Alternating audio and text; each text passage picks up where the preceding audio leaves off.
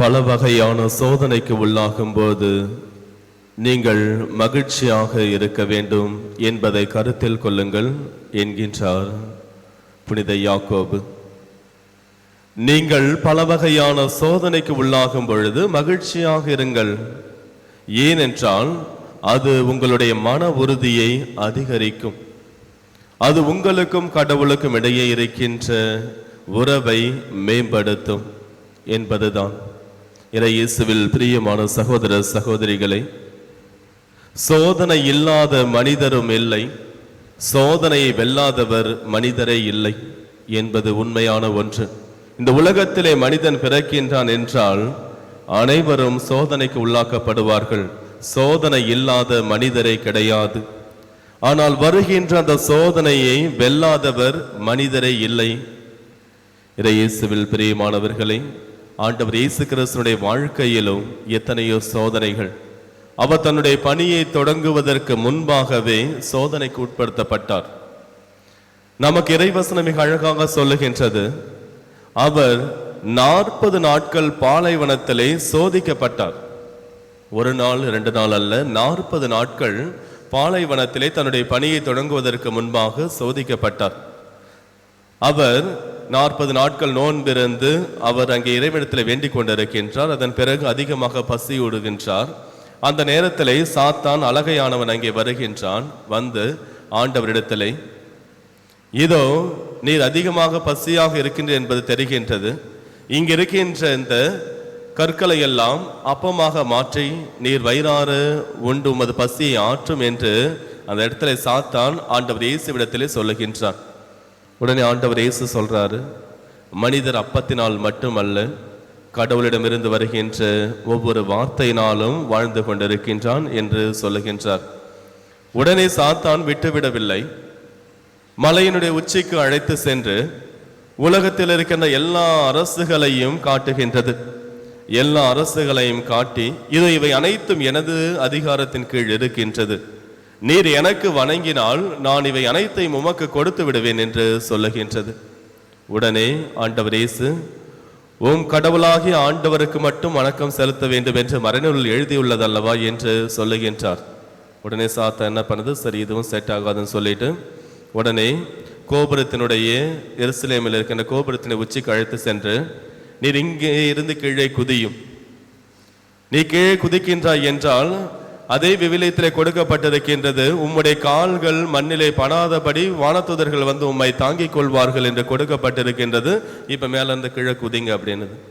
உடனே உன் கடவுளாகி ஆண்டவரை சோதனைக்கு உட்படுத்தாது என்றும் எழுதியுள்ளதல்லவா என்று சொல்லுகின்றார். அந்த சாத்தான் அங்கிருந்து செல்லுகின்றது ஏற்ற காலம் வருகின்ற வரை. இந்த 3 சோதனைகளுக்கு பிறகு அது அங்கிருந்து செல்லுகின்றது ஏற்ற காலம் வருகின்ற வரை. இந்த நற்செய்தியிலே அதனுடைய மற்றொரு காலம். இந்த பரிசேயர்கள் ஆண்டவர் இயேசுவை சோதனைக்கு உட்படுத்த வருகின்றார்கள். சோதனைக்கு உட்படுத்த வந்தவுடனேயே அவர்கள் கேட்கின்றார்கள், வானத்திலிருந்து ஒரு அடையாளம் எங்களுக்கு காட்டும் என்று கேட்கின்றார்கள். இயேசு அடையாளம் எதுவும் உங்களுக்கு கொடுக்கப்படாது என்று சொல்லிவிட்டு அவர்களிடமிருந்து இயேசு விலகி செல்லுகின்றார். முதல்ல சாத்தான் இயேசுவிடமிருந்து விலகி செல்லுகின்றது. இங்க இயேசு இந்த மனிதர்களிடமிருந்து விலகி செல்லுகின்றார். நம்மை சோதனைக்கு உட்படுத்துகின்ற மனிதரிடத்திலிருந்து நாம் விலகி செல்வது மிக மிக ஒரு நல்ல காரியம். ஆண்டவர் இயேசு கிறிஸ்து இந்த 3 சோதனைக்கு உட்படுத்தப்பட்டதற்கான காரணத்தை நீங்கள் அறிந்து கொள்ள வேண்டும். ஒரு மனிதன் எப்பொழுது தேவையில் இருக்கின்றானோ அதை வைத்துதான் சோதனைகள் வரும். தேவையில் இல்லாத பொழுது அந்த சோதனைகள் வராது. அவர் பசியோடு இருக்கின்றார். பசியோடு இருப்பதால் அந்த பசியை போக்குவதற்காக ஒரு சோதனை ஒன்று வருகின்றது. அந்த சோதனையை வெற்றி பெறுகின்றார். ஆண்டவர் இயேசு உலகிற்கு வந்தது இந்த உலகத்தை முழுவதையும் அவர் வென்று தன்னுடைய தந்தையிடத்தில் கொடுக்க வேண்டும் என்பதற்காக வருகின்றார். மீட்க வேண்டும் என்பதற்காக தான் வந்தார். உடனே அதனால தான் சாத்தான் சொல்லுது, இதெல்லாம் என்கிட்ட தான் இருக்கு, நீ எதுக்கு கஷ்டப்பட்டு மீட்க வேண்டும், நான் இப்பொழுதே கொடுத்து விடுகிறேன் என்பதுதான். ஆனால் ஆண்டவர் இயேசு அதை ஏற்றுக்கொள்ளவில்லை. அதற்கென்று வழிமுறைகள் உண்டு.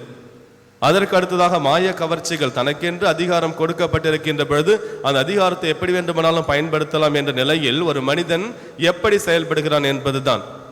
அவர் அந்த கோபுரத்தில் கீழே குழுதிச்சு அவருக்கு அதிகாரம் இருக்கின்றது.